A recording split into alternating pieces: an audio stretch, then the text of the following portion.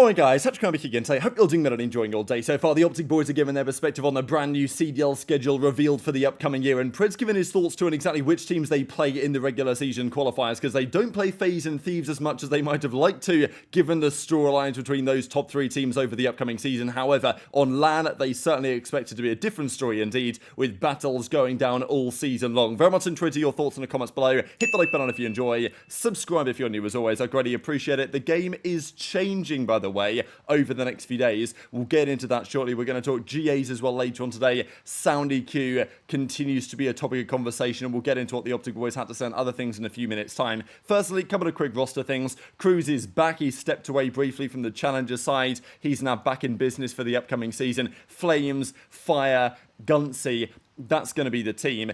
Dak has then replaced Ghosty alongside Assault, Bink and Darkside, and then the mentioned Shotzzy, Deceptions and Veil is also a team. So yeah, there's new names, there's old names down there in challenges. I think many are hoping that at least this year in challenges there will be some more promising talent starts to appear. To be fair, there was last year, you know, the likes of Cobra made a name for himself last year in challenges, but wasn't signed into the league, and you know, that's unlucky for him. Of course, we talked about the Minnesota Rocket being an option over there.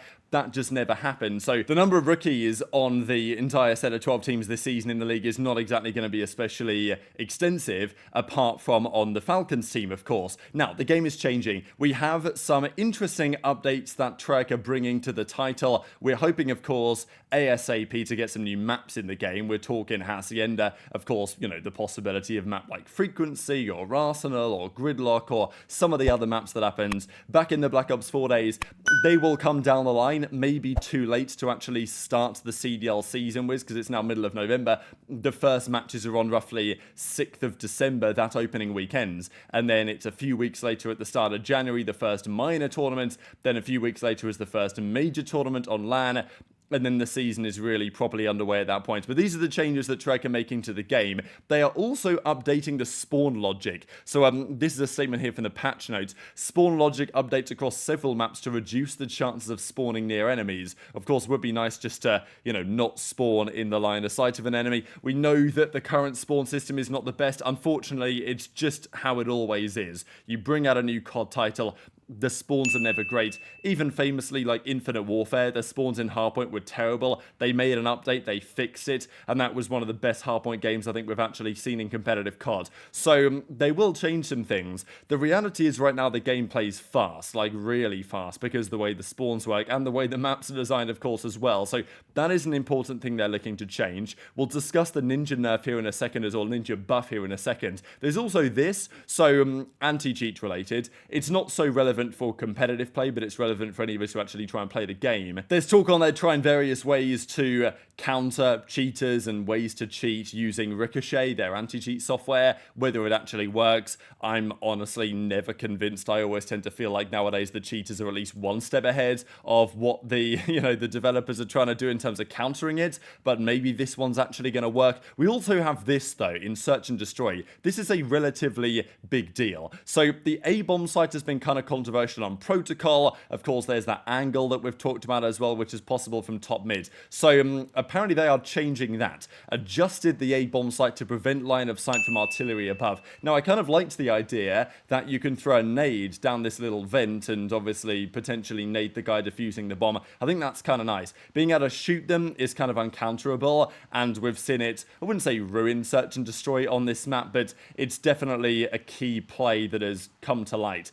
So that's changing on protocol. The other changes on Vault. Now, I'm not exactly sure if they've got the right bomb site here, just because I think, is it the B bomb site? I'm honestly not really sure. I kind of forget which bomb site is which. But anyway, there's two bomb sites on Vault, one of which is in like the swimming pool, the kind of drained area. The other one is, well, just to the left of this archway thing over here. And we saw the other day, Kenny had a clip where he was checking the bomb from here, he was checking the bomb from top of the building, he was checking the bomb from another balcony, like the guy was all over the place. And he had line of sights perfectly everywhere, which seemed to be a bit too difficult to defuse, right? Like if the bomb gets planted over there, good luck. He's got about 15 million spots to check it from. So Well, and I think they mentioned the A-bomb site, or it might be the B-bomb site, so I'm not exactly sure. But I'm assuming it's that one, just because it caused a bit of controversy. And they say, adjusted the bomb site to reduce line of sights from start spawn, which presumably is the bomb site, like, over this way. So, yeah, that's what they're changing. I like the ideas here from Treyarch. Of course, there's other things they could do to the maps as well, but for now,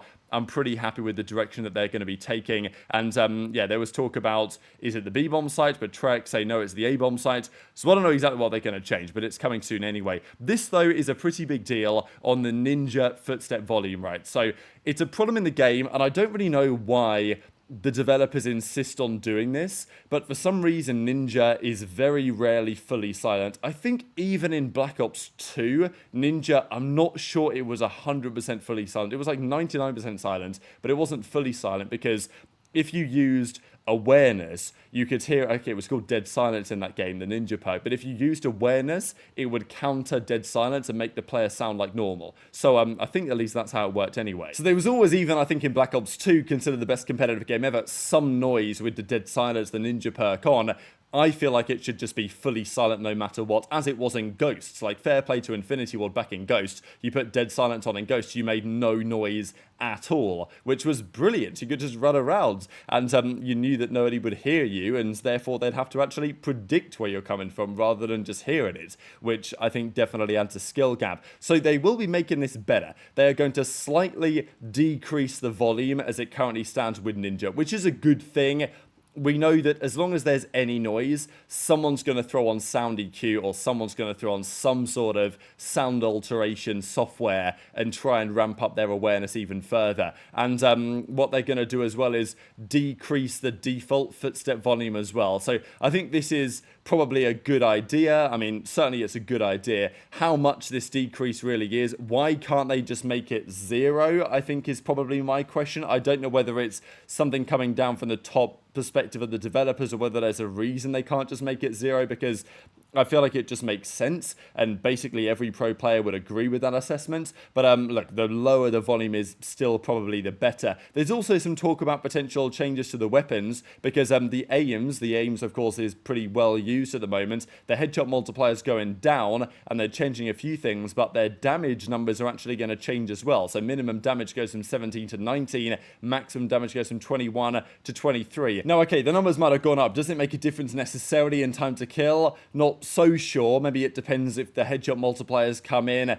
Anyway, there's potential AR work being done as well, maybe making the game and the meta slightly more interesting and competitive. We know the pros have messed around with it a lot lately, and that does not necessarily seem likely to change anytime soon. But the Esports World Cup is coming up again. I know the OpTic boys found this image pretty funny because, you know, here's Simp, of course, who won the World Cup. Here's Shotzzy, here's Pred, World Champions of the Year, and here's Hicksy, you know, the FaZe back, the Stallions boys. Right, so I know that Dashy was kind of thinking, well, maybe a bit of an odd one out situation, but fair play, because he got himself on the graphic, of course representing FaZe in some capacity, although couldn't officially represent FaZe because they already had a team, so he was representing the Stallions effectively at the tournament. But I wanted to share what the OpTic boys had to say on their podcast yesterday on the brand new schedule, right? So we know it's been revealed, we have the majors, the first matches are on, I think, the 6th of December, that's the opening weekends. There's then 2 weeks of qualifiers, Christmas then happens, the start of the year we run a minor tournament, right at the start of January, a minor tournament happens where we see all 12 CDL teams play against each other, single elim. The winner gets 30 CDL points. The winner gets $20,000 as well on the line in addition. And after the minor, there's 2 more weekends of qualifiers, basically, and then going into the major 1 in Madrid. It's now going to be instead of Barcelona. Then the same thing happens major 2. 2 weeks of qualifiers, I think, then the minor, 2 more weeks of qualifiers, then the major is seemingly how they're going to try and do it. So therefore, 7 qualifier matches happen in addition to the minor across the first 2 stints, and over the last 2 majors, there's just going to be 5 qualifiers and no minor over seemingly 3 weekends. So for the final couple of matches, they go back to kind of how it used to be a couple of years ago when it was, you know, just 3 weekends of matches with 5 qualifiers over those games, rather than the last year it was 7 qualifiers over 5 weekends. Now it's going to be effectively, I think, 7 qualifiers over 4 weekends, but with a minor tourney as well. So there's some positives, there's some negatives, but the OpTic OpTic guys have looked into who they play, right? Who they actually play against in the regular season, who their matches are up against, and they do not play FaZe or Thieves, the 2 top contenders, as much as they might have liked to. I'm pretty sure apparently it's before our matches. Exactly. So is the Boston C9 shit the minor tournament? Yeah, I think that is. I'm not gonna lie. Actually, I don't know. All I know is that we have 7 qualifiers first 2 splits, and then the next 2 we have 5.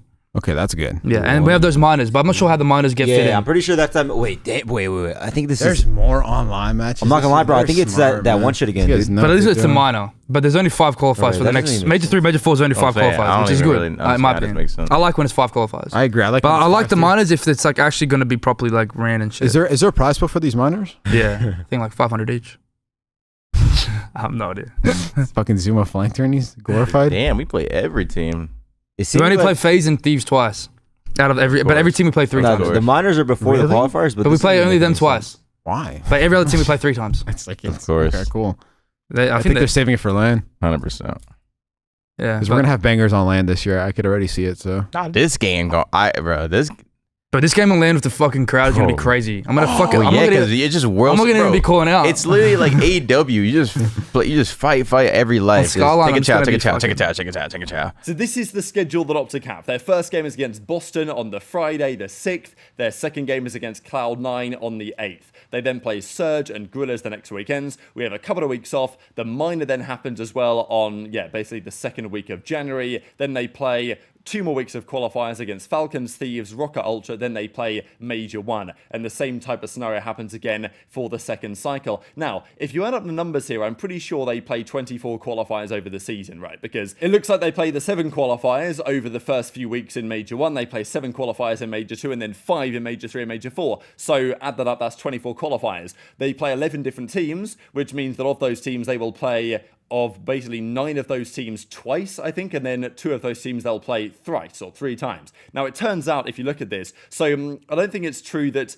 they only play FaZe and Thieves twice, looking through some of the numbers here. For example, if we look at the Falcons, they play Falcons on the 17th of January, and then they play Falcons again, I think, on the 12th of April in the qualifiers, and I don't think they play Falcons outside of that. So, they've only played the Falcons twice, but they also only play FaZe and Thieves twice as well. So they play FaZe on the 15th of February in a qualifier. They play FaZe as well on the 20th of April in a qualifier. They don't play them again. They play Thieves on the 19th of January in a qualifier, and then they play Thieves again on the 14th of March. And I think that's about it in terms of where their matches against Thieves are, looking through it real quick. So, against those 2 teams, they only play them twice in the qualifiers, which is kind of crazy to think, like, the entire season, they're only going to play 2 online matches against FaZe and Thieves each. Now, they probably will play more because they will likely match up at the minor tournament online, and they will certainly match up on LAN. And I think that's the point that Pred says that actually is probably a positive here, is that, okay,